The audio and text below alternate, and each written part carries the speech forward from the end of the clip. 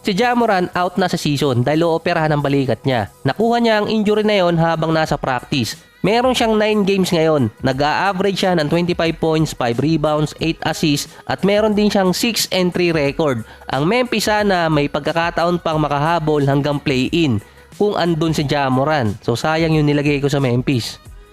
So nababasa ko sa comment section kanina, magtatank di umano ang Memphis kaya pinaupo agad si Ja Morant or sinutdown na siya. Pero may isa pa kasing rason doon.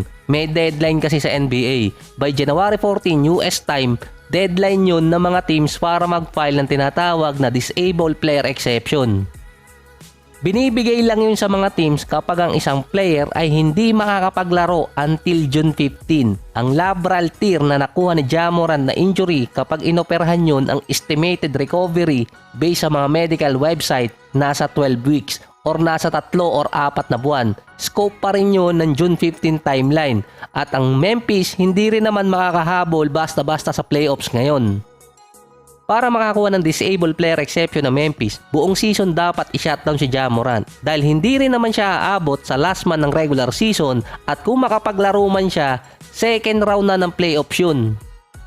Kapag kasi in-apply ng Memphis, ang pwedeng makuha nilang potential exception nasa $12.4 million.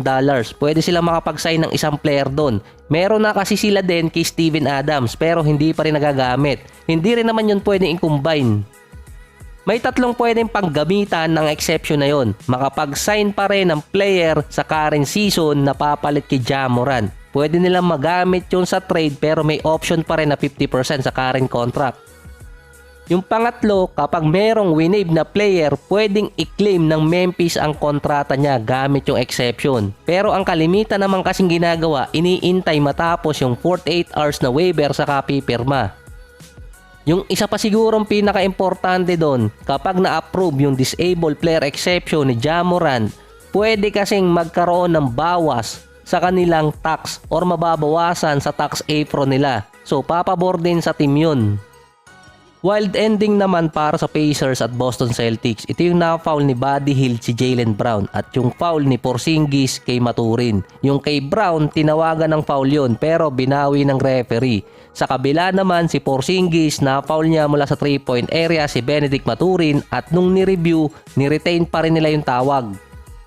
So binigyan ng 3 free throw si Benedict Mathurin at sinablay niya yung isa. Kaya nanalo din doon ng Pacers. Yung foul kasi ni Porzingis, mariretain yun dahil tumama talaga siya kay Benedict Mathurin at kahit sabihin pa nating force contact yun, yung pwesto kasi ni Porzingis nasa landing spot.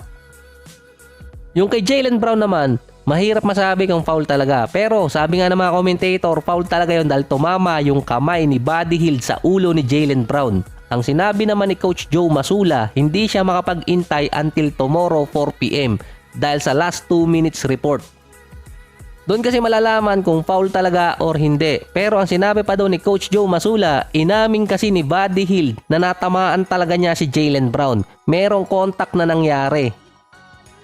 Kaya doon nagalit si Coach Joe Mazzulla kasi nga inamin ni Buddy Hield na natamaan talaga niya at merong foul na nangyari na nag-cost ng game para dito sa Boston. Pero wala na rin magagawa kahit intayin pa ni Coach Joe yung bukas dahil hindi rin naman maibabalik yun. Ang problema ngayon dito sa Pacers dahil na-injured nga si Tyrese Haliburton.